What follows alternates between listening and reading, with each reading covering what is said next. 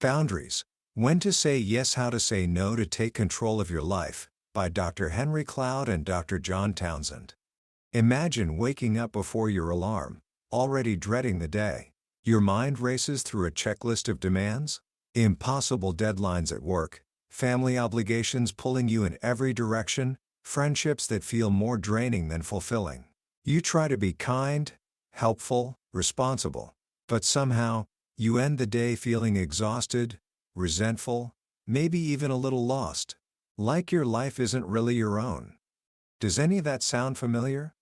There's a character we meet early in a remarkable book, a woman named Sherry, whose day looks exactly like this. From the moment she wakes up, she's pulled by guilt, pressure, and the needs of others. Her mother's loneliness, her boss's irresponsibility, her friends' constant crises, even her husband's moods. She tries harder. She tries to be nicer. She takes responsibility for everyone but herself. And yet, her life feels completely out of control. What Sherry didn't understand, and what maybe you haven't fully grasped yet either, is the power of something called boundaries.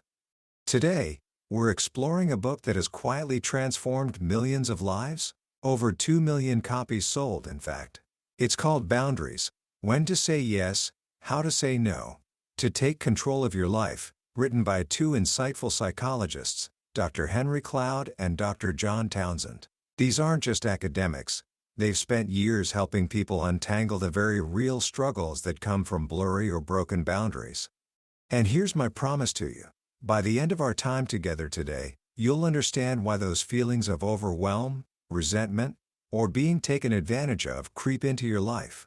More importantly, you'll discover the fundamental, life-changing principles that can put you back in the driver's seat, equipping you to build healthier relationships, make choices that align with your values, and truly take control of your one precious life. This isn't just about saying no more often.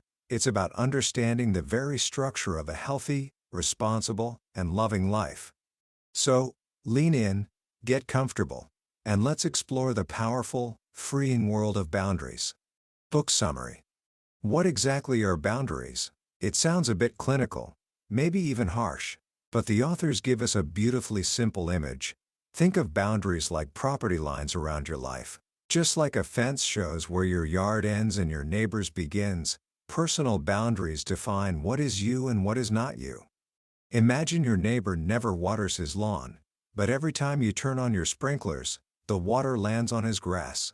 Your lawn turns brown, but he looks out his window and thinks, "My yard is doing just fine." That's what happens when our boundaries are unclear. We end up taking responsibility for things that aren't ours, and we let others avoid responsibility for what is theirs. Boundaries, at their core, are about ownership and responsibility. They help you understand what truly belongs to you, your feelings, your attitudes, your choices, your values, your time, your energy, your talents, your love. These are your responsibility. Knowing this gives you freedom. If you know where your property lines are, you're free to cultivate your own garden, so to speak.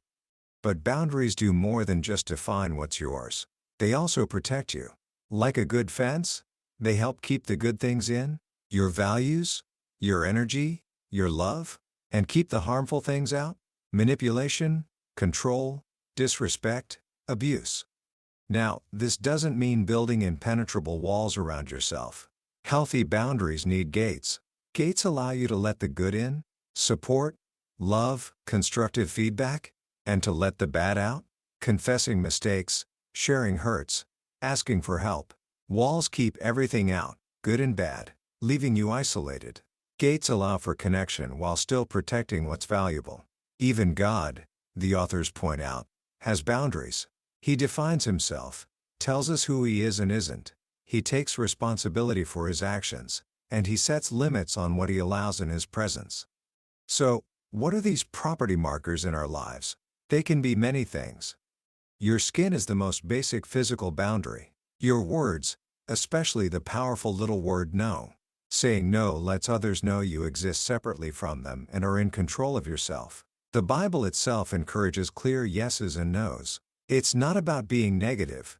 It's about being honest and protecting your ability to give a wholehearted yes when you truly mean it. If you can't say no, your yes doesn't mean much. Truth. Living in reality, acknowledging God's principles and being honest about yourself. Consequences. Natural results of actions, like the law of sowing and reaping. Boundaries often involve letting others experience the natural consequences of their choices, rather than rescuing them. Distance. Sometimes physical or emotional space is needed to protect yourself or establish limits. Time. Setting limits on how much time you give to certain people or activities. Other people. Leaning on supportive friends or groups to help you maintain boundaries. Crucially, boundaries help us distinguish between being responsible to others and for others. Think of it like carrying luggage. We all have our own daily knapsack, our feelings, attitudes, tasks, choices. This is our load to carry. Sometimes, people face boulders, crises too heavy to bear alone. Being responsible to others means helping them carry those boulders when they truly can't manage alone. But being responsible for others means trying to carry their daily knapsack for them? Something God never intended. Problems erupt when we confuse the two, either refusing help with our boulders or trying to carry everyone else's knapsack.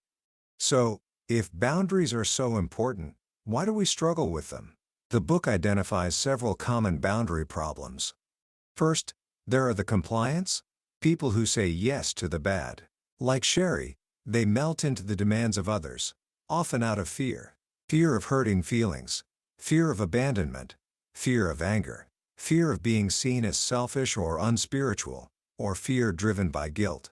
They struggle to say no, even when something feels wrong or harmful. Then there are the avoidants, who say no to the good. They have trouble asking for help, recognizing their own needs, or letting others in. They might have built walls instead of fences with gates, keeping out potential support and connection along with potential harm. Some people, tragically, are both compliant and avoidant. They say yes to the bad and no to the good, leaving them drained and unsupported. This is sometimes called having reversed boundaries. Next are the controllers, who don't respect other people's boundaries. They see no as a challenge to overcome. There are two main types: aggressive controllers, who openly bully or ignore limits, like Sherry's boss Jeff initially, and manipulative controllers, who use guilt, persuasion, or deception to get their way, like Sherry's mother. Controllers often project responsibility onto others because they resist taking responsibility for their own lives. Ironically, despite seeming powerful, controllers often lack self-discipline and feel deeply isolated, knowing people comply out of fear or obligation, not genuine love. Finally, there are the non-responsives, who fail to hear or acknowledge the legitimate needs of others. They might be overly critical of others' needs or simply too absorbed in their own world. Like Mike, who dismissed his wife Brenda's vulnerability, they neglect their responsibility to connect and love within appropriate limits. Often, controllers and non-responsives find themselves drawn to compliant avoidance, creating a dysfunctional pairing where one overfunctions and the other underfunctions. Understanding these patterns is helpful, but the real question is, how do we develop healthy boundaries in the first place? And why do some people seem to struggle so much more than others? The answers lie deep in our earliest experiences. Boundaries aren't inherited, they are built, primarily in childhood. And the absolute foundation for building boundaries is bonding. Before a child can learn to be separate, they must first feel securely attached, loved, and safe. This happens when caregivers consistently meet the infant's needs for closeness, comfort, and care. Through thousands of these interactions, the child develops what psychologists call emotional object constancy, an inner sense of security and belonging, even when the parent isn't physically present. Without this secure base, the child and later, the adult will always be terrified of setting limits, fearing that disagreement or separateness will lead to abandonment. You simply cannot build healthy boundaries without deep, abiding attachments to people who love you unconditionally. Once that foundation of safety is established, the crucial process of separation and individuation begins. This is where the child learns what is me and what is not me. It happens in stages. Hatching around 5 to 10 months, the baby starts exploring the world beyond mom, realizing they are separate beings. Parents need to encourage this exploration while remaining a secure base. Practicing around 10 to 18 months, toddlers learn to walk and talk, feeling a sense of omnipotence. I can do anything. They need joyful encouragement and safe limits. They learn that initiative is good. Rapprochement around 18 to 36 months. Reality sets in. I can't do everything. This is a critical boundary building phase. Toddlers become oppositional, using tools like anger, learning their experience is different from others. Ownership mine, learning stewardship, and the all-important word no. This is their first verbal boundary. Parents have two vital tasks during rapprochement. First, to respect the child's no whenever appropriate, helping them feel safe expressing their separateness without losing love. Second, to help the child learn to respect others' boundaries, teaching them to accept no from others through consistent, age-appropriate limits and consequences. By age 3, a child ideally should be able to be attached yet separate, say no without fear, and accept no without withdrawing. These skills are revisited and refined during adolescence and young adulthood. Of course, things don't always go smoothly. Boundary injuries happen when this development process is disrupted. Withdrawal. Parents pull away emotionally when the child disagrees or sets limits, teaching them that separateness equals loss of love. Hostility. Parents react with anger or punishment to the child's attempts at independence, crushing their spirit or teaching them to hide their true selves. Over-control. Parents are too protective, preventing the child from making mistakes and learning responsibility. Lack of limits. Indulgent parents fail to provide necessary structure and consequences, leading to entitlement or an inability to respect others' boundaries. Inconsistent limits. Mixed messages create confusion and anxiety, often seen in alcoholic families. Trauma. Abuse or severe loss shatters the child's sense of safety and control, deeply damaging their ability to form boundaries. Victims often feel they have no right to boundaries or internalize a sense of badness. The authors strongly advise professional help for victims of trauma. Understanding how boundaries develop and how they can be injured helps us see why simply knowing about boundaries isn't enough. We need guiding principles, laws, if you will, that govern how they operate in reality. The book outlines 10 laws of boundaries, which act like the laws of physics for our relational world. 1. The law of sowing and reaping. Actions have consequences. Boundaries mean letting people experience the natural results of their choices, rather than constantly rescuing them. Rescuing prevents growth. Consequences motivate change. Think of Bill's parents, who kept bailing him out, preventing him from ever facing his own problems. Boundaries restore this natural law. 2. The law of responsibility. We are responsible for ourselves, our feelings, choices, actions, and responsible to others to love them, help with boulders, and set limits on sin. Boundaries clarify this distinction. Loving others includes setting limits on destructive behavior. 3. The law of power. You cannot change other people. You do have power over yourself, your choices, your responses, your limits. You have the power to confess truth, submit your inability to God, seek understanding, repent, ask for help, and make amends. Trying to control others makes you powerless. Focusing on yourself empowers you. You influence others by changing your response to them. 4. The law of respect. If you criticize or disrespect others' boundaries, you'll fear having yours disrespected. To have your no respected, you must respect others' no. Freedom begets freedom. Love their right to choose, even if you don't like their choice. 5. The law of motivation. Why do you give or comply? Out of love, or out of fear?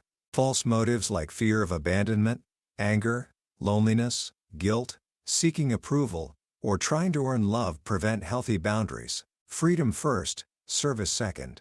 True giving flows from a free heart, not compulsion. 6. The law of evaluation. Setting boundaries might hurt someone's feelings, but that doesn't mean it harms them. Think of the dentist. The drilling hurts, but prevents greater harm.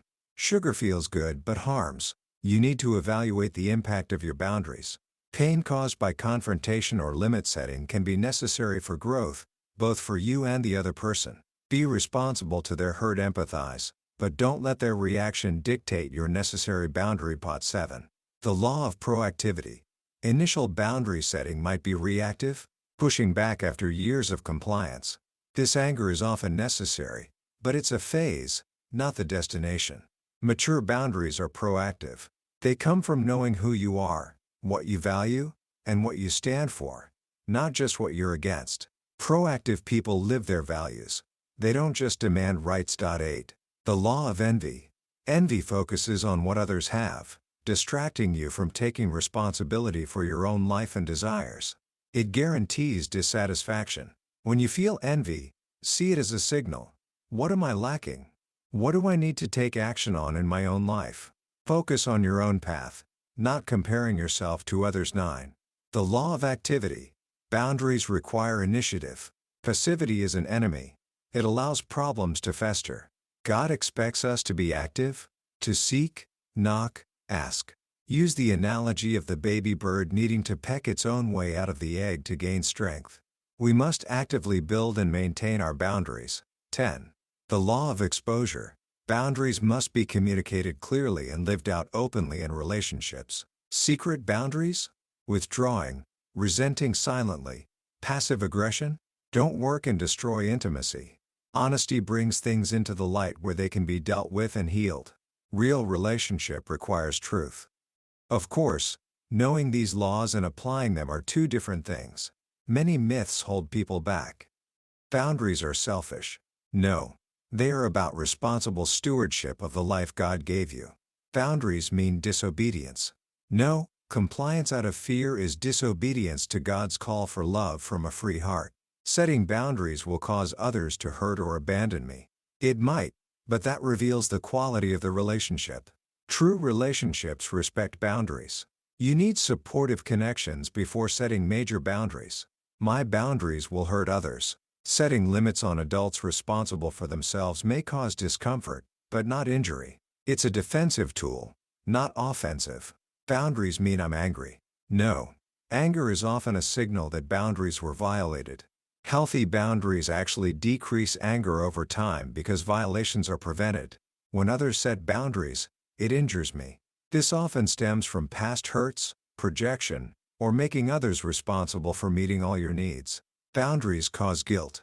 Guilt often comes from violating unbiblical internal rules, not God's standards. Distinguish true conviction from manipulation. Boundaries are permanent and burn bridges. No. They can be renegotiated as situations and people change.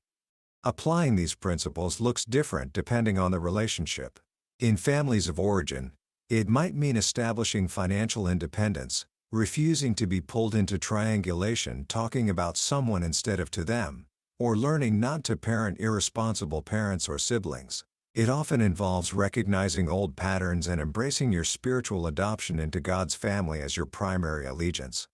With friends, boundary issues might involve learning to handle disagreements without fear, confronting friends who are controlling or manipulative, or ensuring the relationship has mutual responsibility and isn't one-sided. Remember, true friendships are based on attachment and can withstand honesty. Dating, the authors stress, requires particular boundary maturity because commitment is initially low. It's a place to practice boundaries learned in safer contexts, not the primary place to heal deep boundary injuries. Honesty and limits are crucial in dating to define the relationship and avoid misunderstanding. In marriage, the idea of becoming one flesh doesn't erase individual boundaries. Spouses remain responsible for their own feelings, choices, and limits. Problems arise when one tries to control the other or blames the other for their own reactions. Healthy marriage requires clear communication of feelings. I feel. Not you make me feel, owning desires, setting limits on giving, avoiding resentment, and applying consequences for destructive behavior like addiction or abuse. Submission, they emphasize, is mutual, chosen, and rooted in love and freedom, never demanded or used to justify control. Marriages also need a balance between togetherness and healthy separateness. With children, teaching boundaries is teaching responsibility. It involves both positive instruction and negative consequences. Discipline, not punishment. Boundaries meet crucial needs: self-protection, learning to say no to danger or pressure, taking responsibility for their own needs, developing a sense of control and choice, learning to delay gratification, and respecting others' limits, which builds empathy and love. Discipline must be age-appropriate and aimed at building internal motivation. At work, boundary issues abound. Are you doing someone else's job? Working excessive overtime due to poor planning, yours or your boss's? Struggling with priorities? Dealing with difficult or critical coworkers? Having authority conflicts, perhaps transference from past relationships? Expecting work to meet needs only family or God can meet? Taking work stress home? Or stuck in a job you dislike because you haven't defined your own path? In all these, the principles apply. Take responsibility for what's yours, your workload, your reaction, your career choices, set clear limits, communicate truthfully, and don't rescue others from their responsibilities. Perhaps the toughest boundary work is with ourselves. We struggle with internal boundaries related to eating, money, time management, finishing tasks, controlling our tongue, sexuality, or substance use. Why is saying no to ourselves so hard? Because we're our own worst enemy, we tend to withdraw into isolation when we struggle, and we mistakenly try to rely on sheer willpower, which often fails. Remember Colossians 2. Harsh treatment of the body. Lack any value in restraining sensual indulgence. The path to self-control involves identifying the root causes, often unmet needs, past hurts, lack of training, taking ownership, finding supportive relationships. This is non-negotiable. Addressing the real underlying needs, allowing yourself to fail and learn, accepting empathic feedback, welcoming consequences as teachers, and surrounding yourself with people who offer support without rescuing. Finally, our relationship with God involves boundaries too. He respects ours. He doesn't force himself on us. He honors our no, even when it grieves him. We, in turn, must respect his boundaries, his freedom, his sovereignty, his no to our prayers sometimes. Yet, it's a real relationship. He invites honesty, even our anger, and sometimes, he even changes his mind in response to our persistent prayer and reasoning. God himself models healthy boundaries by taking responsibility for his own actions and setting limits on evil. Developing boundaries isn't easy. You'll face resistance, both external people getting angry, using guilt trips, imposing consequences, blaming you, and internal your own unmet needs, unresolved grief, fear of others' anger, fear of the unknown, unforgiveness, focusing externally, false guilt, and fear of abandonment. This is why support is crucial. You can't do it alone. But how do you know if you're making progress? Success isn't just about saying no. It's a journey marked by internal shifts. Feeling resentment when violated, your warning system is working. Becoming attracted to people who respect boundaries. Actively joining supportive groups or deepening healthy connections. Starting to value and treasure your own life and responsibilities. Practicing small no's in safe environments. Feeling guilty initially, assign your challenging old rules, but then practicing bigger, more significant no's. Eventually, rejoicing when guilt feelings don't appear after setting a limit. Learning to genuinely love and respect others' boundaries. Reaching a place where your no is as free and unconflicted as your yes. Ultimately, living a mature, value-driven life with clear goals, proactively managing your life rather than just reacting. Remember Sherry, from the beginning? Imagine her life after embracing boundaries. She sleeps better because she sets limits, even with her mother. She takes care of herself without guilt. Her children are learning responsibility because she allows consequences. She arrives at work on time, manages difficult colleagues effectively, and even gets promoted. Her relationship with her once difficult friend Lois finds its proper, healthier level. Her marriage transforms as she stops enabling her husband Walt's controlling behavior. He misses her, starts taking responsibility, and they find real intimacy. Her life isn't perfect, but it's characterized by freedom, choice, responsibility, and deepening love. That transformation is possible. It requires courage, honesty, support, and a willingness to face resistance, both internal and external. But the destination? A life lived with integrity, purpose, and genuine connection, is worth the journey. Commentary. What strikes me most profoundly about boundaries is its simple, yet revolutionary premise: Taking ownership of your life is not an act of selfishness, but an act of profound responsibility and love. For so long, many of us, especially those raised with strong values of kindness and service, have felt that saying no, setting limits, or even acknowledging our own needs was somehow wrong, unspiritual, or unkind. This book masterfully dismantles that myth, showing us through psychology, scripture, and compelling stories that healthy boundaries are, in fact, the very foundation upon which true love, respect, and freedom are built. Think about it. How can you truly give a cheerful, wholehearted yes if you don't feel free to say no? How can you genuinely love others if you're constantly depleted, resentful, or feeling controlled? Boundaries aren't about pushing people away. They're about creating the necessary space and structure so that healthy connection can actually happen. They allow you to define who you are, protect what God has entrusted to you, and engage with the world from a place of strength and integrity, rather than fear or obligation. For someone your age, navigating the complex world of friendships, family expectations, school pressures, and maybe even early romantic relationships, understanding these principles now is like getting a map before venturing into challenging territory. Learning to identify your own feelings and needs, to communicate honestly even when it's difficult, to respect the limits of others while upholding your own, and to take responsibility for your choices, these are not just skills for getting along. They are the building blocks of character. They will shape how you approach college, your career, your future marriage, and how you parent your own children someday. Building these internal structures now prevents so much heartache later. So, how can you start putting this into practice today? It doesn't have to be dramatic. 1.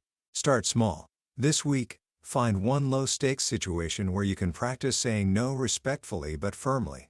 Maybe it's declining an extra task you don't have time for, or honestly stating your preference about a small decision. Just notice how it feels, both the potential discomfort and the potential freedom. 2. Listen to resentment. Pay attention to those moments when you feel frustrated, irritated, or taken advantage of. Ask yourself, what boundary might be needed here? What am I responsible for, and what belongs to the other person? Resentment is often a signal that a boundary has been crossed or needs to be established. 3. Check your responsibility. Pick one important relationship. Are you consistently taking responsibility for yourself, your feelings, choices, needs, and being responsible to the other person, loving, respecting their boundaries, helping appropriately? Or are the lines blurred? Embracing boundaries is a journey, not a destination. It involves learning, practicing, failing, and trying again, always, ideally, within a community of supportive people who offer both grace and truth. It's about learning to live like God designed us to live, as distinct individuals, deeply connected in love, free to choose, and responsible for the precious lives He has given us. It's the path to becoming the person you were truly meant to be. That was a glimpse into the powerful ideas within boundaries by Dr. Henry Cloud and Dr. John Townsend.